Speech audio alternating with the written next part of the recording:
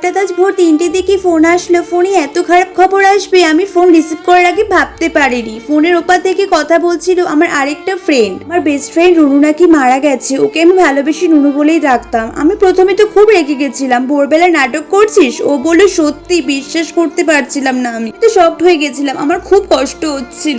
আমার best friend বলে কথা, ওকে তুমি শেষবারের মতো দেখতে যাবোই বলো তো। আর দেখো ট্যাপ ট্যাপ করতে করতে আমার আঙুলটাই ব্যথা হয়ে গেল। আমার বেস্ট ফ্রেন্ড নুনু খুব লাইক করতো ব্লু কালারটা, তাই আমি ব্লু কালারের ওয়ান পিসটা পরে কিন্তু ওকে দেখতে যাচ্ছি শেষবারের মতো। তোমরা তো আমার গলার আওয়াজ শুনে বুঝতে পারছো বলো আমি কতটা কষ্ট পেয়েছি।